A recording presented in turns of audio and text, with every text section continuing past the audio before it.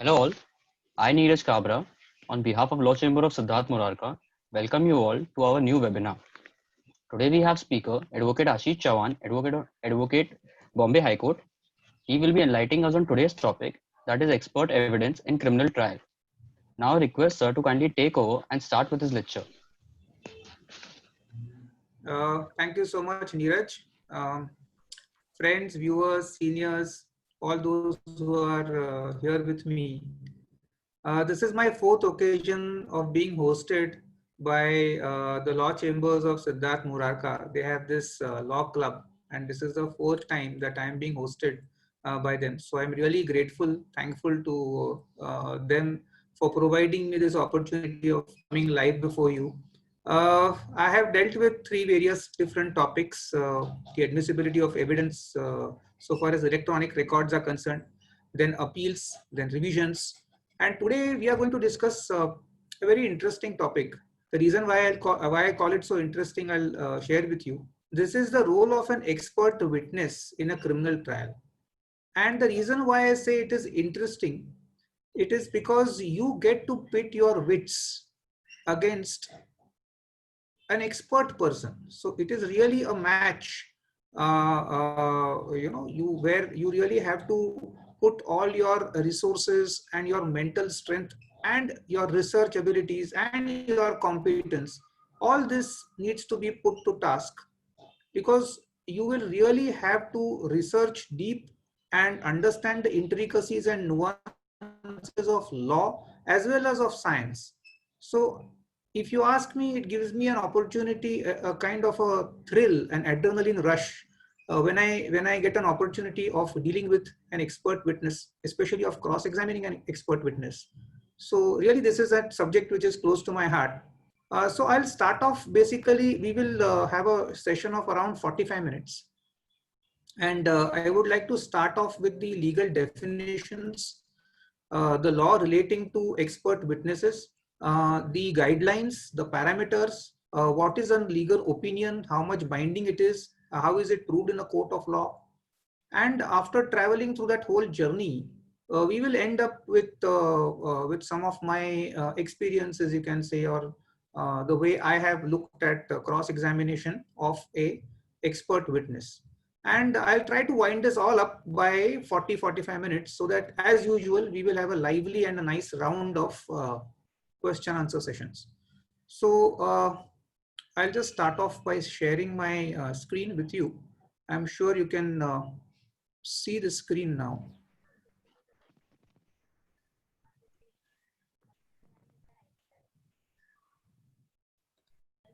Oh, just a second.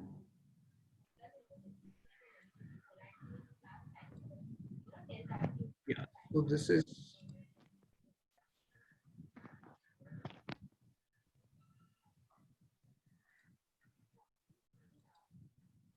Okay, so we start off with the legal concept of who and why. So who is an expert witness and what is the relevance and why is an expert witness so important in a criminal trial? So the first question is obviously who is an expert?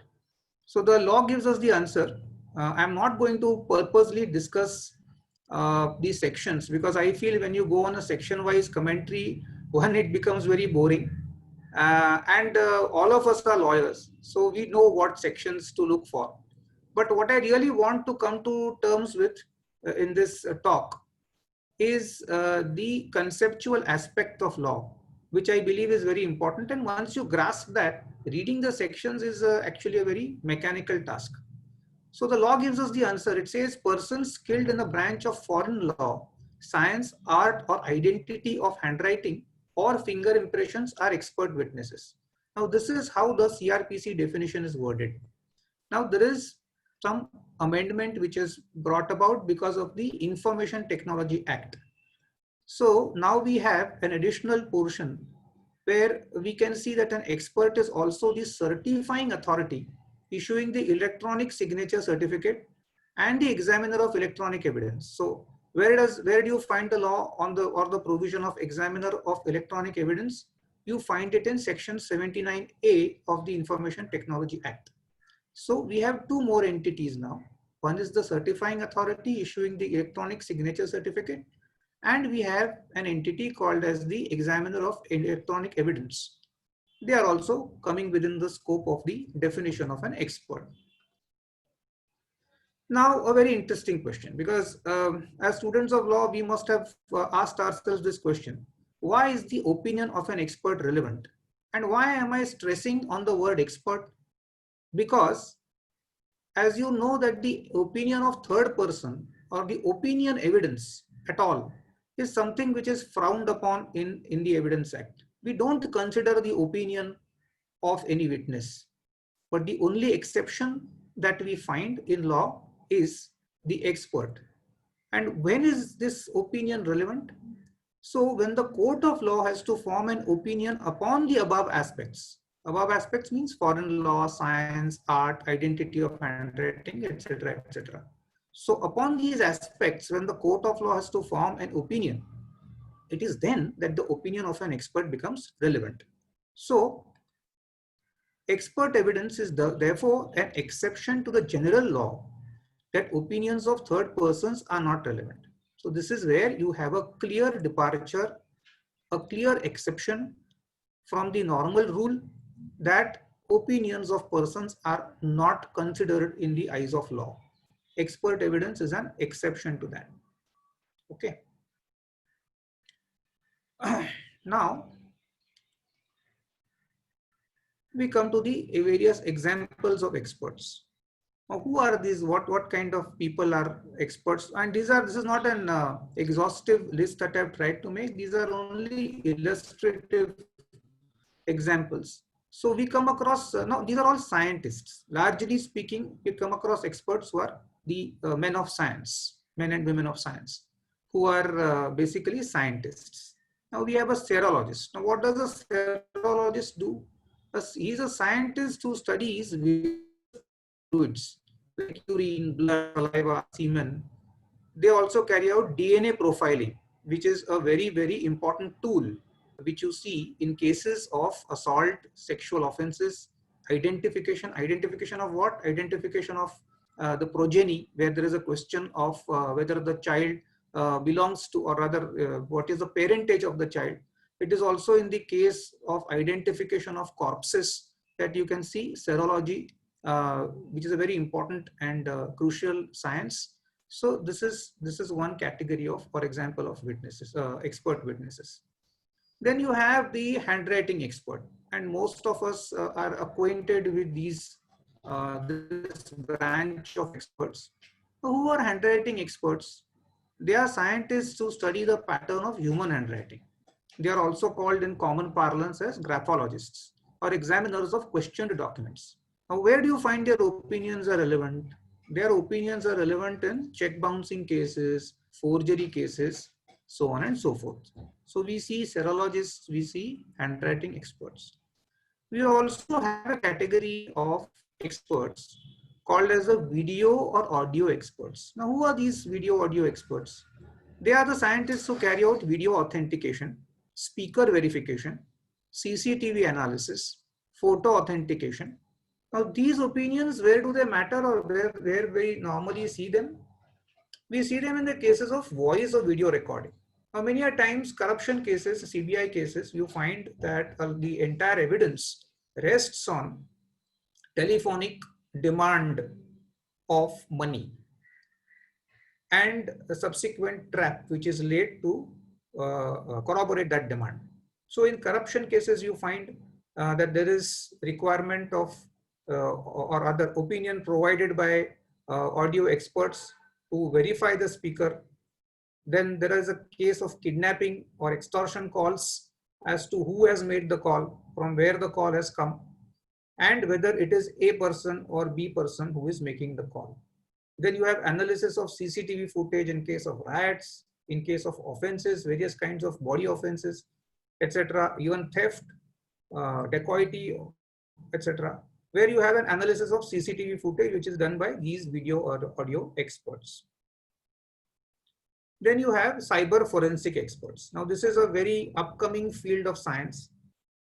In fact, even as we speak, we are using a digital medium. I am using a digital medium to speak to you, to get in touch with you. This digital medium is now going to expand like anything. And as we always see, human nature is such that when there is a positive expansion, there is also a negative connotation to it. So when there is a law, you always find somebody who trying to find a loophole. So to give you that analogy. Now, many times, therefore, you see criminals who try to abuse this technology, and the scientists who deal with these kind of digital evidence, cyber crimes, phone forensics. They are the cyber forensic experts. Now, where are their opinions normally found in criminal cases? That you have their opinions in cyber crime cases and crimes which are committed with the help of digital technology. So these are your cyber forensic experts. Now, a very old, I should say, this is a very old, one of the oldest branches of forensic science, which is called as toxicology. So scientists who deal with different kinds of toxins. Now, toxins is a scientific word. In normal parlance, we call it poison. So toxins or poisons and the various effects that they have on the human body generally. Now, where are their opinions relevant? Their opinions are relevant in cases of suicidal poisoning, homicidal poisoning. So generally cases where there is poisoning of some sort. Now, this is your general analytical and instrumentation experts. What do these scientists do? So they work with sophisticated analytical instruments. And what do they analyze? They analyze various compositions of chemicals. Now, the most simple example that I have tried to give you, of course, there are a lot of other examples. But the most simple example that I've tried to give is the analysis of narcotic drugs and psychotropic substances. So a chemical is found from the possession of a person, conscious possession of a person. And the question is whether it is a narcotic drug or a psychotropic substance as defined under the NDPS Act or not. So who will get to work? The analytical scientist who works in the general analytical and instrumentation area of that particular government laboratory. He will analyze it with various high-end analytical instruments, and he will perform an analysis and tell us whether the particular material is contraband or not. Now, the reason why I have kept this slide is to drive home the distinction between a general scientific expert and a medico-legal expert. So this is something which we need to really understand.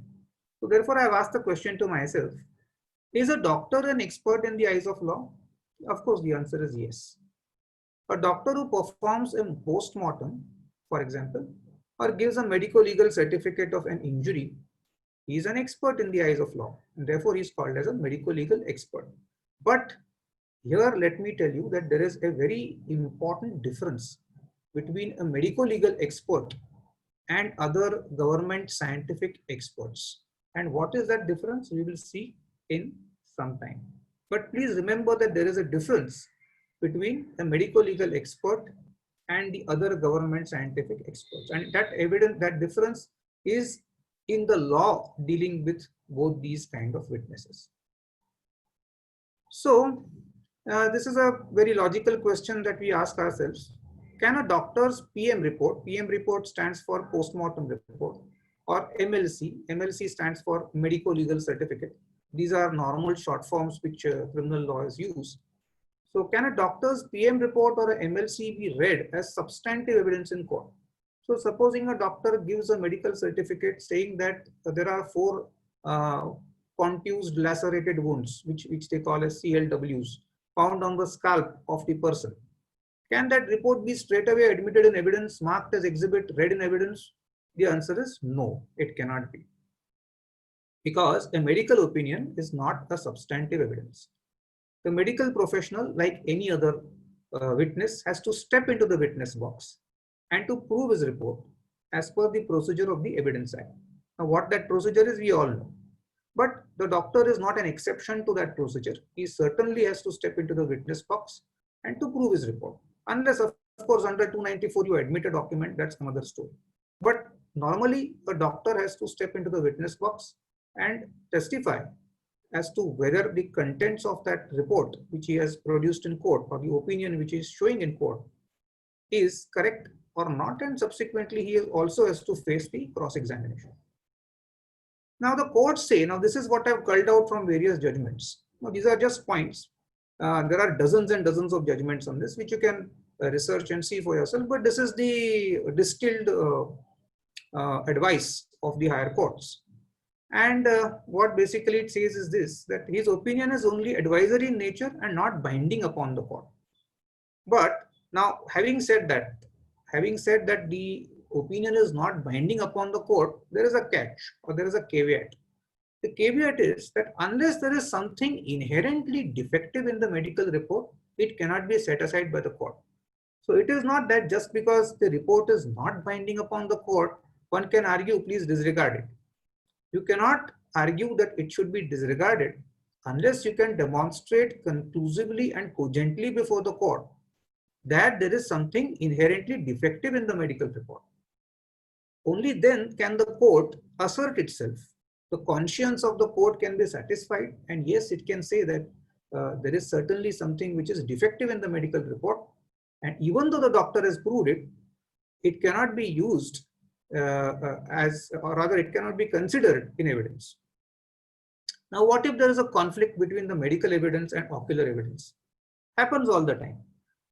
Medical evidence, let us say, supposing it says that there are 2 injuries on a particular part or particular organ of a person, and the eyewitness says that there are no injuries about the same person, same incident, same time. So we have got a conflict between the medical evidence and the ocular or the eyewitness evidence. Now the law says, Supreme Court judgments say that the eyewitness evidence is, if it is unimpeachable. So supposing you have got a multitude of people saying the same thing, or otherwise it is demonstrated that the eyewitness evidence is unchallengeable and unimpeachable, it's very, very believable and credible, then what will happen? It will prevail on the medical evidence. So it is not vice versa. So therefore, in a nutshell, the medical opinion is not a gospel truth. The court has to examine whether A, there is something inherently wrong or defective in the medical opinion, in the medical report, and generally if it is in line or in tune with the other evidence. If it is not in tune with the other evidence, then the court has to take a call. If that evidence is unimpeachable, then that will certainly prevail over the medical evidence. Okay, now whose party is it? So normally in a police case, we find that it is the prosecution who brings the expert witness. So therefore the question logically that comes to our mind is whether an expert can be examined by a private party. The answer is, of course it can be. Now, in case of a private or a complaint case, so you don't only have police cases, right? You have private cases also. Now, in case of a private or a complaint case, the complainant can examine an expert in support of his case in court. Now, to give you an example, supposing you have a case where you are saying that there is a forgery. Now, this is a private case, A versus B. The state is not involved. It's a private case of 465, 467, etc. filed in the Metropolitan Magistrate Court. And your contention is that a particular document is forged. Now you obviously go to a handwriting expert or a graphologist, and he gives you a reasoned opinion. Now he is your witness, he is a prime witness. So therefore can you not examine him in your support? The answer is obviously yes. So it is not that an expert cannot be examined by a private party, he can be examined by a private party also. And logically, it also follows that in that case, once you examine him, the defense has a right to cross-examine. Now, what happens in a police case? Obviously, the normal thing that happens is that the expert is examined by the prosecution and you cross-examine, that is, the defense cross-examines. But sometimes it can happen that the defense can examine an expert to contradict or counter the evidence of the state expert. Let us say the state expert says that the parentage of a particular fetus is that of the accused. Now that DNA report is required to be challenged, you challenge it by way of cross-examination. Now you may also want to introduce by way of a contradictory evidence or a countering evidence, another person who may be as credible as the state expert. So you can certainly introduce an opinion of the expert in support of your case. Now, in that case, obviously, he will be examined as a defense witness, and he will prove the opinion that you want to tender it through him. And the prosecution will therefore have a right to cross-examine. Okay. Now, we have talked a lot about the expert opinion. So what are the characteristics of an opinion? What are those things that must be fulfilled? What are those points that must be there in an opinion? The reason why we want to study this is that unless you know what is expected in an opinion, how will you be able to challenge it? So unless and until one realizes or one knows that this is what is required in an opinion, then you can examine it with a microscope and see whether those things are necessary, whether those things which are necessary are there in that opinion or not. And then you can come to a conclusion as to how to formulate your strategy to attack and demolish that opinion. First of all, it must be in writing. Normally, you don't have oral opinions. It must be in writing. It must bear the signature, designation, name, and official seal of the author. The expert witness who is examined in court would be either the author himself or the superior of the author. Many a times we find that a chemical analyzer analyzes the blood sample. He is some junior level officer. Now that junior level officer may be sometimes on a contract basis. In fact, if you really study how our Directorate of Forensic Science Laboratory works, you will find that many of their employees are either outsourced or they are on contract basis. So they come and go. So let us assume a case where the junior officer, scientific officer, who has given that serological report, that CA report, has now left the services or is no longer available. Then what happens? Can that document not be proved? So you have his superior who is acquainted with the signature and of the author and the contents of the report. So the superior can also come and prove the report. So this is one of the characteristics of an opinion. Then an opinion should begin with the objective or purpose. What is this opinion being given for? For example, it could be that this opinion is being given to compare the admitted signature of XYZ with the disputed signature of XYZ. Okay, so it should have a clear objective or purpose. Then it should set out the scientific methodology. What is the method? Of course, methodology is the method, along with its limitation to achieve the desired objective. So this is the objective. Now, for example, I have to establish I am an expert. I have to establish whether the admitted signature is similar or different with the disputed signature. Now, in my report, I write that this is the purpose. After that, what should I do? I should set out the scientific methodology, means what is the method that I have adopted? Because there are various methods that science prescribes to compare the various signatures. What is the method I have adopted? And what are the limitations of that method? Because many a times, and this is a practical experience that I have got, many a times one finds that the opinions are loaded heavily by the expert. He does not set out the limitations of that particular science, and that is a very wonderful thing for a defense lawyer, for the simple reason that he can then exploit that loophole and point out or bring it to the notice of that witness that, look here, these are the limitations of the science that you are relying on.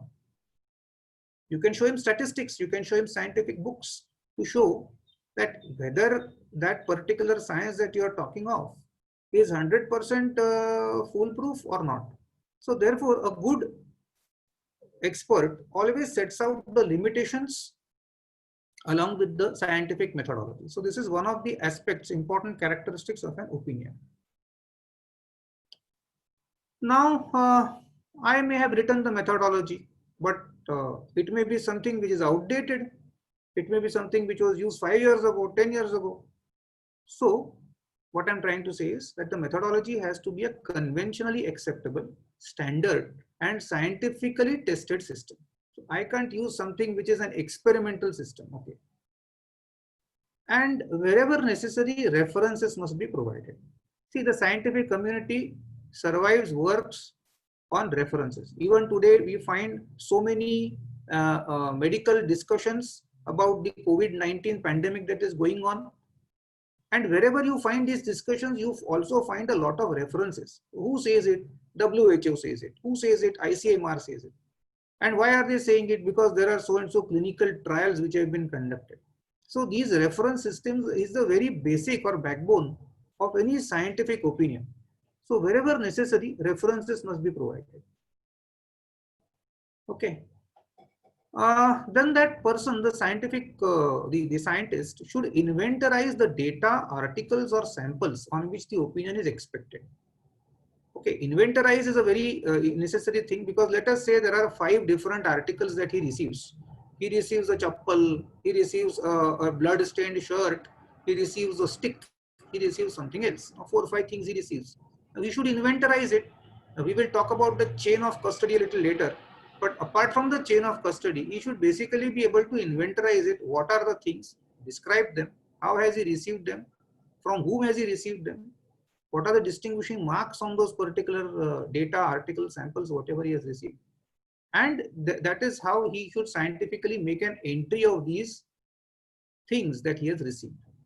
Then obviously they must be sanitized. They can't be contaminated. So they must be sanitized, and all care must be taken to see that they are not contaminated during the process. Now this is where we come to the very important aspect, because we see a lot of cross-examination happening on the credentials or the credibility of the witness.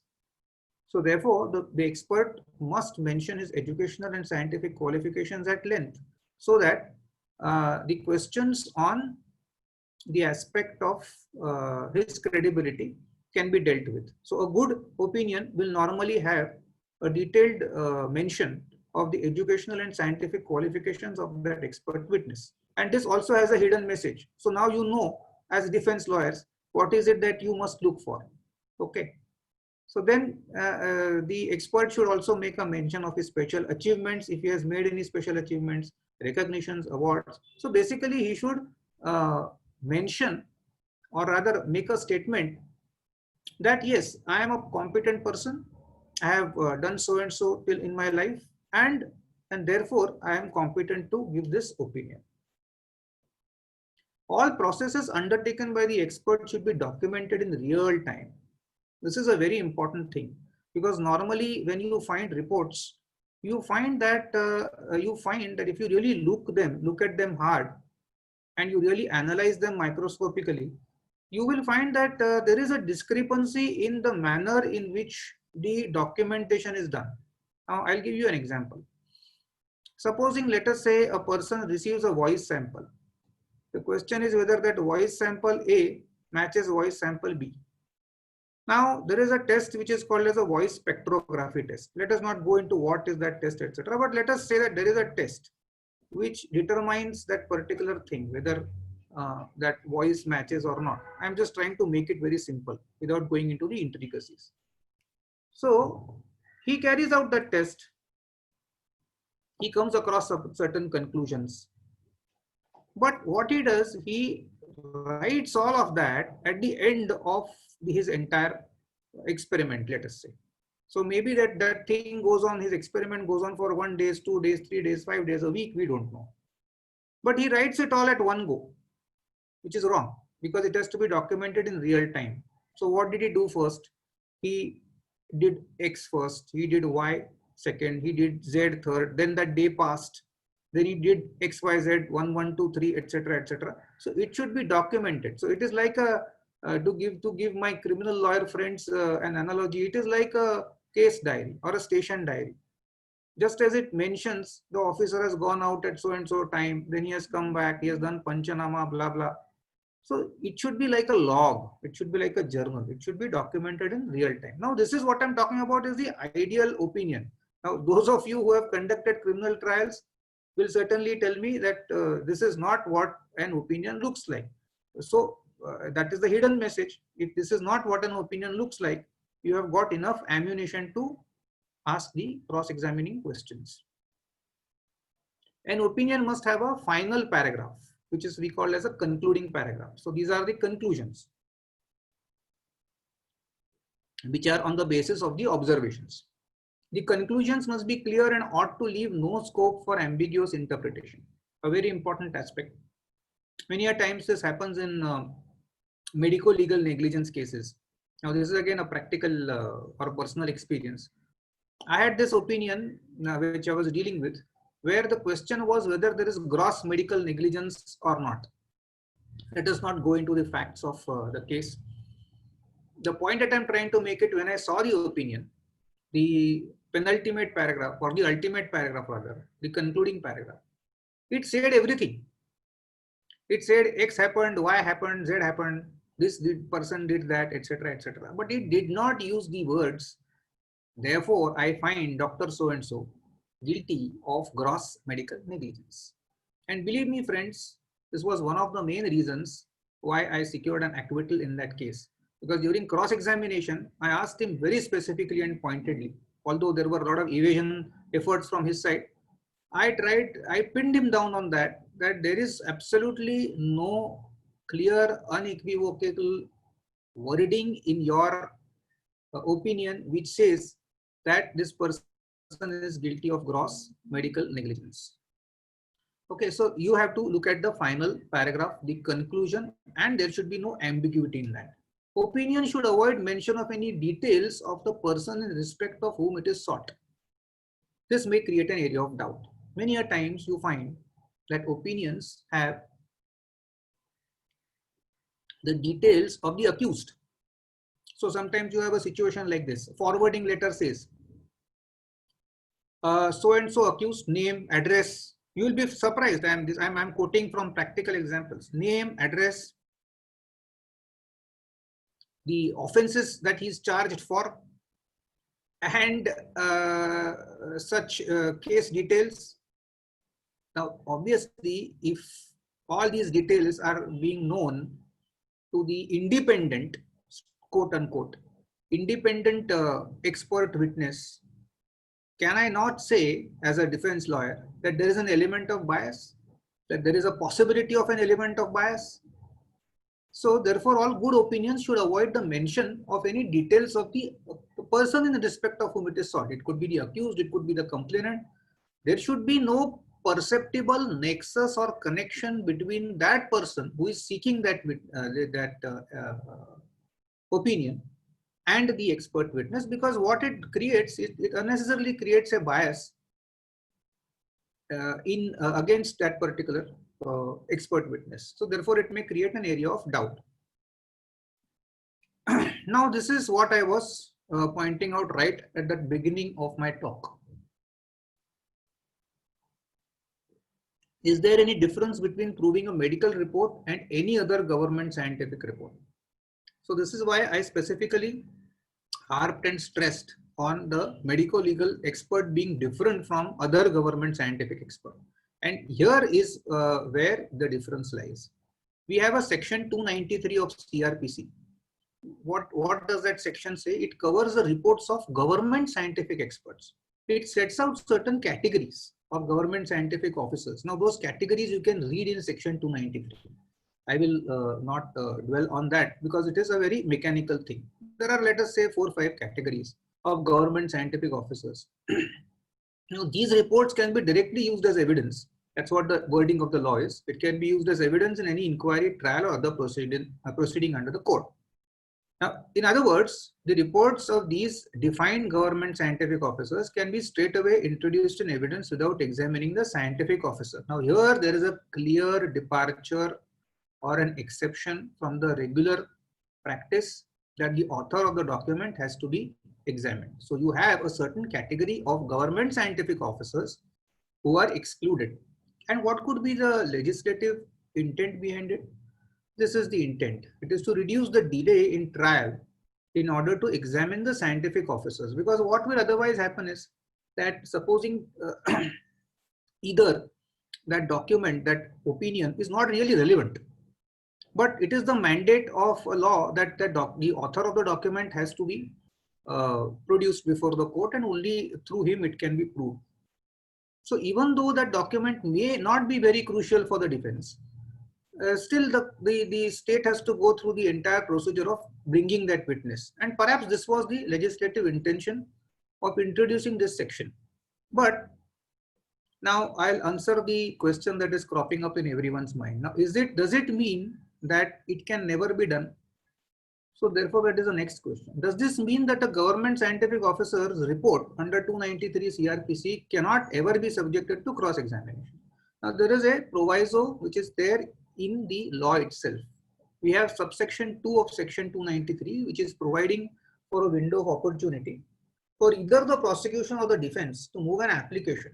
And what does the application, what should it have? It should set out the cogent reasons and grounds for examination of the scientific officer.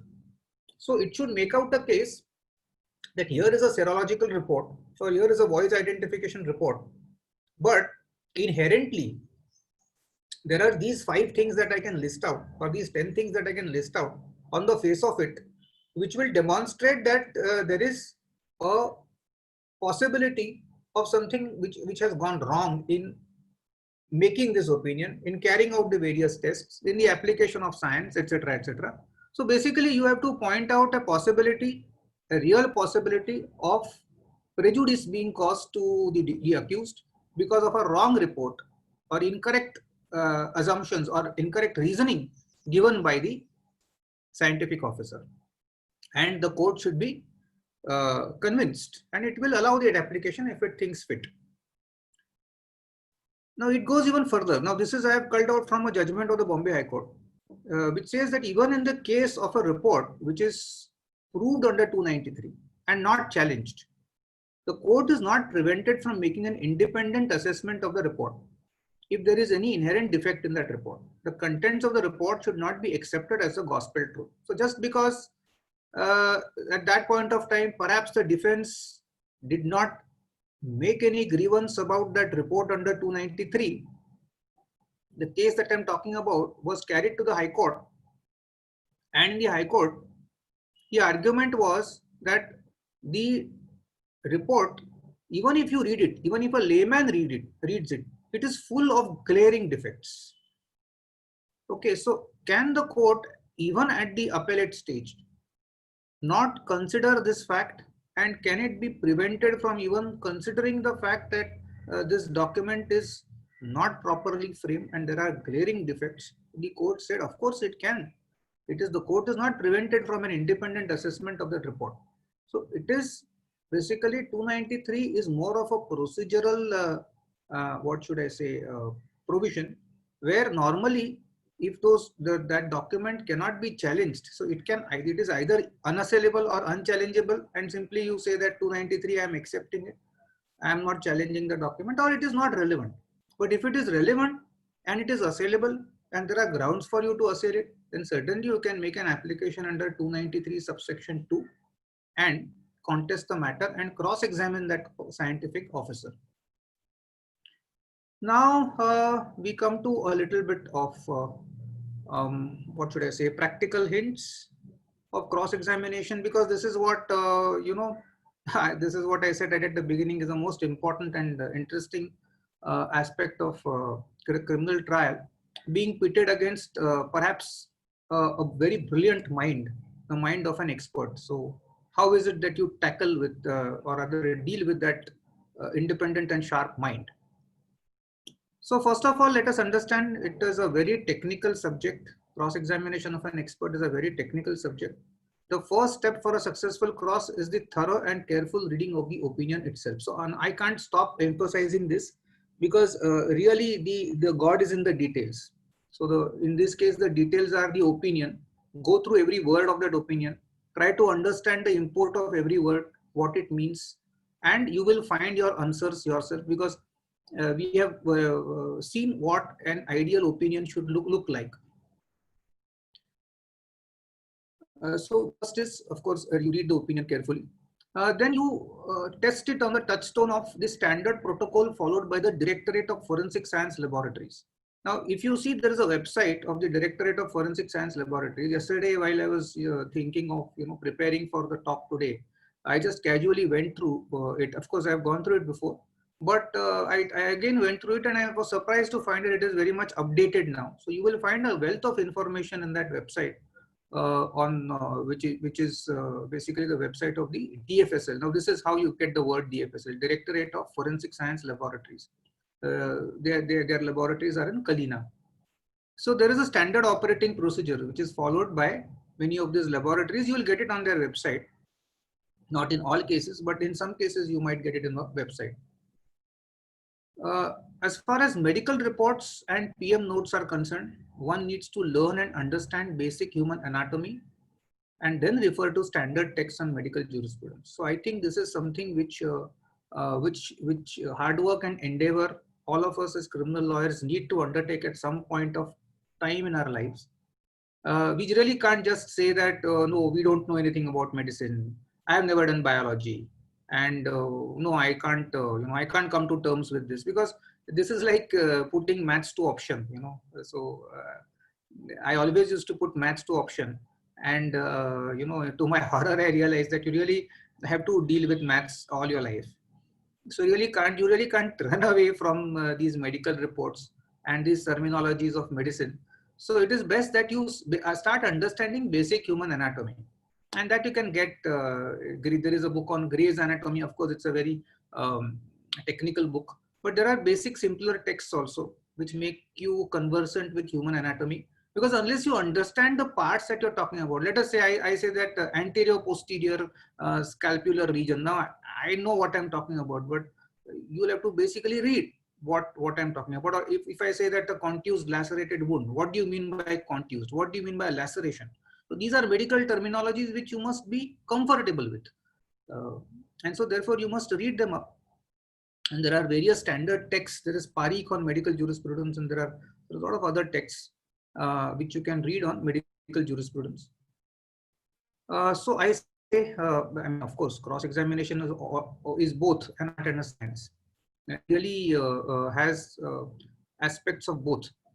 So as far as other scientific, so we are not talking about medical reports right now. We are talking about the other scientific reports. There is a vast amount of knowledge in the public domain on various scientific skills. Hence, one may get confused. Now, sometimes what happens is too much of information. That is what Google explosion. One call it. Everybody wants to go to Google and wants to find out the answers. But again, I would go back to the old school of thought. I do that in law. So I would advise you to do that even in any analysis of an opinion of an expert. Use Indian texts, because we are going to examine an Indian expert.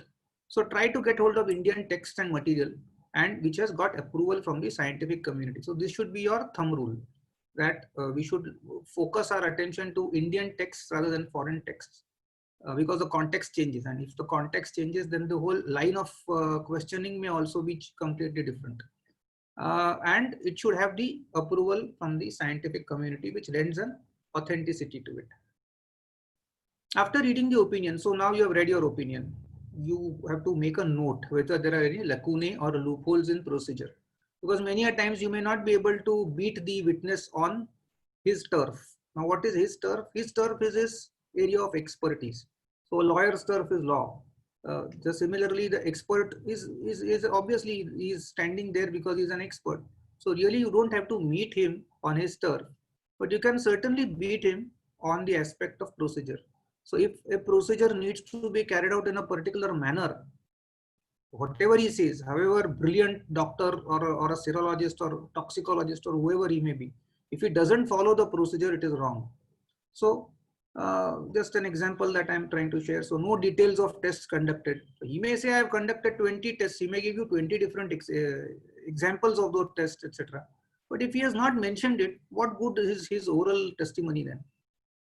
So then there are no good and sufficient grounds, or he has not followed the principles of law. For example, the Jacob Matthew case, which deals with which is a classic case on the aspect of medical legal negligence. It defines gross medical negligence. Now, if the doctor does everything, carries out a detailed inquiry, etc., etc., but at the end of it all, he doesn't come to a conclusion which fits the four corners of Jacob Matthews case, which is a principle of law, then that is an excellent point for cross-examination. Read up all the precedents, of course, as you normally read up precedents, you read up precedents on that particular part of law. For example, I can tell you that there is a large body of case law on the use of truth drug, which is popularly, scientifically it is called sodium pentothal.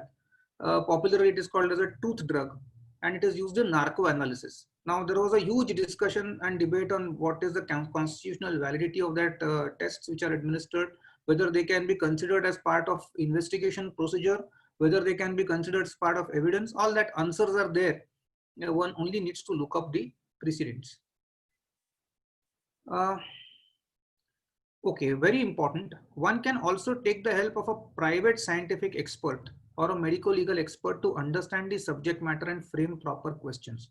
Now, fortunately, in the earlier, for example, in the earlier generation, there was not so much profusion of these scientific experts who were in the private area, private domain, or even medical legal experts. So our seniors really had to battle it. You know, they really had to be half doctors to be able to understand medical jurisprudence. Thankfully, we don't have that situation. Today, there are various scientific expert groups which have come up, bodies which have come up, companies which have come up. There are medical legal experts who offer their services, and you can share that opinion with them. They will be able to take you through the nitty-gritties, the medical terminologies, and even the line of cross-examination that you can choose to adopt. Now, this is something which I have learned by burning my fingers in fire. The expert is not a normal witness. So please don't, show off your cross-examining finesse or style with him. He is somebody who must be treated with utmost respect, because remember, the law also says so, and it will cut a very sorry figure if you are curt or impolite with the expert witness. Because remember that a court is also looking at, the judge is also looking at you, and it will cut a very negative impression. It will give a very adverse opinion about you. You are not polite, if you are not, if you are disrespectful to an expert. So you don't need to browbeat him. You simply need to get good admissions from him. Just as in war, try to finish the fight with a single blow.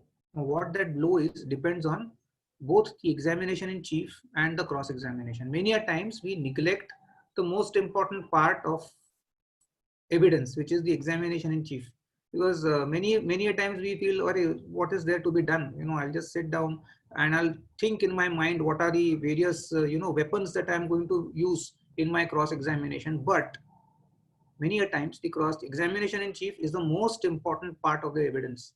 Sometimes the report itself is inadmissible in some ground of law, and it can't be proved. So if you can achieve that kind of a it's like a walkover in a tennis match, if you on a technical point.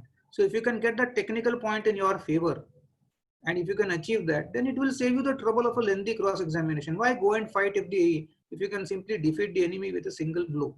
So be focused in the examination in chief. When the prosecutor or when the other side is trying to lay the foundation for the document which is going to be shown to the court, be very, very attentive.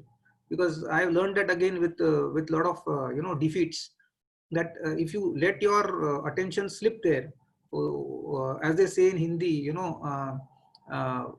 durgatna ghati, aankh hati or durgatna ghati, that kind of a situation. So you have to be very, very careful when the examination in chief is going on and how the documents are put up before the court.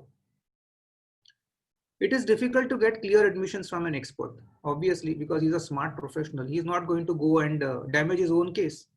So therefore, rather than getting admissions of failure or getting him to admit that this is wrong, focus your attention to create an element of reasonable doubt.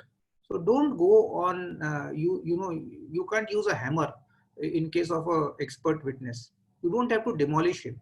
You simply have to create an element of reasonable doubt that there is an alternative hypothesis which is possible and believable, and therefore there is an element of reasonable doubt. So I think I have kept the limit of 45 minutes. I can see that there are some questions. So I think people are asking questions. So I these are the request, facts. Yeah. so if anyone has any questions, they can ask. The You can put three, in the chat box. yeah. So I'm seeing the chat box. There are three thank you messages. So thank you, Anil Sablawat. Thank you, Srirang, and thank you, Sagar Rane. If there are any question, please let me know. Yes, sir. Thank you, everybody who really found it interesting. I was just talking my mind, so I find it very nice that my colleagues are liking whatever I am saying.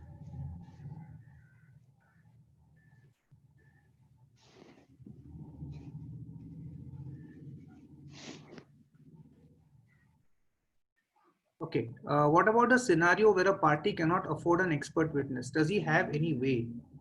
Uh, a party cannot afford an expert witness. He has a way. That way is that his lawyer has to work more hard, or harder rather, and he has to substitute himself. He has to read up. That's why I gave the example of the earlier generation of lawyers, because I had the good fortune of working with a legend in criminal law, Mr. Harshit Punda, and I saw him very closely, and he really was half a doctor when he used to cross-examine witnesses, and I often used to admire him and be completely awed by him. Where does he get all this information from? So obviously he used to read, because at that point of time there was no way to have another expert witness. So I think reading is the answer. What is the case of Jacob Matthew? I think you can see my medical negligence lecture. That's a very classic case on medical legal negligence. Expert opinion generally should not be doubted. Yes, since yes, correct. So expert opinion should generally not be doubted. That is why I said at the beginning that unless there is something which is inherently problematic with that report, it should not be doubted normally. If the actual author of the documents is expired, can any other person step in his shoes? In a police case, the answer is very simple. Yes, he certainly can, because normally you have a hierarchical structure in these laboratories where the superior officer also can depose about the contents of the document and the signature of the person who's the junior officer. So certainly the other person can step in his shoes. In a private case, that might be a little different scenario, because the person who is going to give evidence must be having two things. He must be able to depose to the signature of the author and to the contents of the document. If that is possible, if that test is fulfilled, then any person can step in the shoes, which is a simple medical book, so that a lawyer can, you can start with Parikh's jurisprudence, medical jurisprudence. It's a well-known treatise on medical legal cases, and that's written in a very lucid language also. So I started off with Parikh, and I think that's a bible of all criminal lawyers.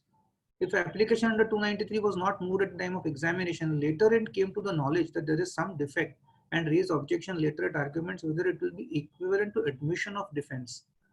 See, if you are not moving an application under 293, unfortunately what is happening is that the document is getting exhibited.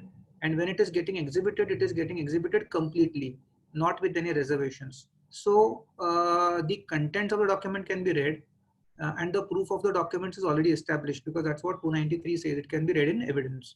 So then you will have to try and probably convince the judge that even if you take the document as it is, even without cross examination, a document suffers from something which is materially problematic. So that is probably the answer to advocate Lalit Bindal. Expert opinion is not necessarily only medical. There are, oh yes, of course, I have discussed two categories, Sanjay Shah. I have discussed two categories. One was government scientific experts and doctors, that is medical legal expert. Under CPC, court has a power to issue commissions. That is, experts who determine a scientific question. Do parties bear such? Yes, the parties have to bear their individual cost under CPC. Are there any guidelines for doctor by Supreme Court in the case of burnt victim? That would take a different lecture, madam. What is the admissibility of forensic evidence? I think we discussed that. You need to rewind yourself, Anjana, madam. So I think we have come to the end of all the questions. So there is one question. Yeah. Can an expert be impeached by an expert from same field? Yes, why not? I discussed that. So I have clearly mentioned that if you want to, let us say in a police case, there is an evidence which goes against the accused and which is set out by the state expert. So in your evidence, in your defense evidence, that is after your 313 statement is recorded, the judge asks you whether you want to lead evidence. At that point of time, you can say that, yes, I want to lead the evidence of a forensic expert. And you can introduce that evidence by way of opinion by giving a copy to the other side. And then subsequently, you can put him in the witness box, take an oral examination in chief, and prove that opinion. And then obviously, you can argue once that opinion is on record. You can certainly argue as to the contents of and the truth of that opinion and satisfy the court that the opinion given by the state expert may not be completely reliable. Anything Okay. else? No, sir. I think we have covered up all the questions. Thank you So so with much. with this, we conclude our today's webinar. Thank you, sir, for enlightening us on today's topic. It was indeed a very informative session for all of us. We are looking forward to have many more sessions by you in the near future. And secondly, I would also like to thank all the participants, those who have attended today's webinar. Stay safe, stay healthy. Jai Hind. Thank you. Thank you so much. Thank you, sir.